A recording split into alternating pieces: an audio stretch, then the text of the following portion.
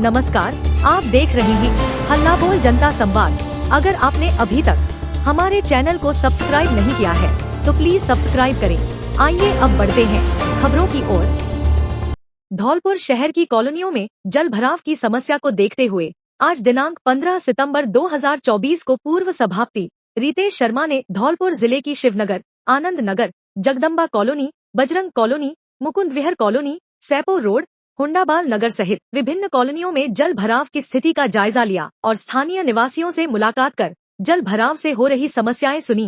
रितेश शर्मा जी ने कहा कि मुझे जानकारी तो थी कि शहर में बारिश के पानी से हालात बुरे हैं, लेकिन आज मैंने खुद कॉलोनियों में आकर देखा है कि शहर में जल भराव की स्थिति बेहद चिंताजनक है। कॉलोनियों में जल निकासी की उचित व्यवस्था न होने के कारण कॉलोनियों में जल भराव की स्थिति उत्पन्न हो जाती है और अगर यह पानी कॉलोनियों में इसी तरह भरा रहा तो बीमारियां फैलने के साथ साथ मकान गिरने की स्थिति भी निश्चित है। बारिश का पानी सड़कों, गलियों और घरों में भर गया है। रितेश शर्मा जी ने यह भी कहा कि सरकार और प्रशासन आने वाले समय में इस समस्या को जड़ से खत्म करने के लिए उचित नीति बनाकर स्थायी समाधान कर 3 स्तर पर कार्य कराए तो जल निकासी के बुनियादी ढांचे में सुधार हो सकता है। इसमें प्रथम स्तर पर नालों की सफाई कराए और द्वितीय स्तर पर नालों से अतिक्रमण को हटाकर मौजूदा सिस्टम का पुनर्निर्माण करे और अंत में नए ड्रेनेज सिस्टम का निर्माण कर शहर के पानी की शहर से दूर व्यर्थ पड़ी भूमि में निकासी की जाए, जहां इसका किसी कार्य हेतु उपयोग किया जाए। तथा अंत में रितेश शर्मा ने कहा कि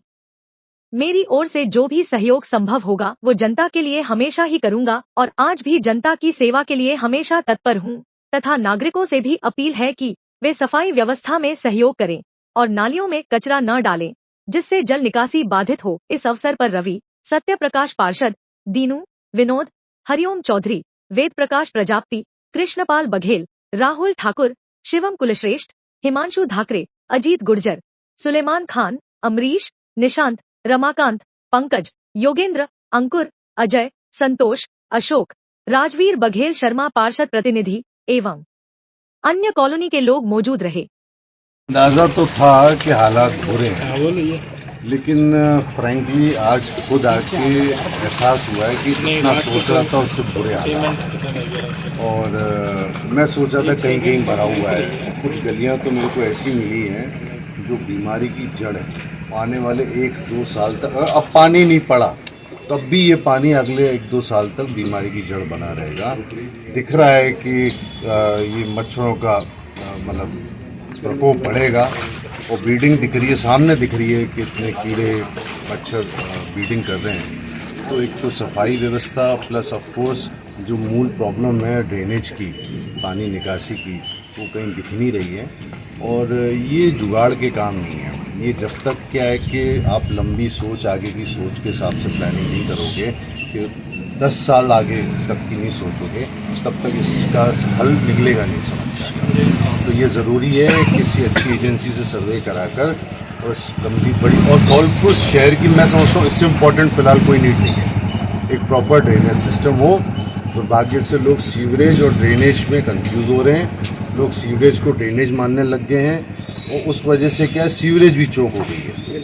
तो ये ज़रूरी है कि ड्रेनेज अलग प्लान चलेगा, सीवरेज अलग चलेगा और समस्या वाकई बहुत बुरी है। मुझे खुद देख के बड़ा दुखी भी हो रहा है और बुरा भी लग रहा है। मैं उम्मीद करता हूँ कि प्रशासन एवं राजनीतिक पार्टियां या सरकार इस विषय को बहुत गंभीरता से लेंगे और मेरी ओर से संभवतः जो भी होगा मैं कर रहा हूँ, अब तक किया भी है। अभी कुछ दिन पहले भी मैंने अपने तजुर्बे कलेक्टर साहब से शेयर किए थे, उनको बताया था क्या इसकी हल हो सकते हैं। तो अब ये उन पर डिपेंड करता है कि कैसे इसको आगे लेके जाया जाए इशू को। उनको एक अच्छे जो लोग हैं शहर के जो समझते हैं इशूज़ को, 8-10 लोगों को बुला के एक कॉमन एक कंसेंसस निकाल के उस हल निकालना चाहिए। कई बार मैंने देखा है कि एजेंसी हायर कर ली जाती हैं, वो कब आई, कब प्लान बनाया और कब प्लान बना के और सौंप गई DPR को, नगर परिषद को, किसी से राय नहीं ली गई और वो लागू हो गया और लागू होने के बाद पता पड़ा कि वो प्रोजेक्ट ही फेल हो गया। तो टेक्निकली धौलपुर के सिटी के लोगों को संग बिठाल के कॉमन कंसेंसस लेके फिर अप्रूवल लेनी चाहिए।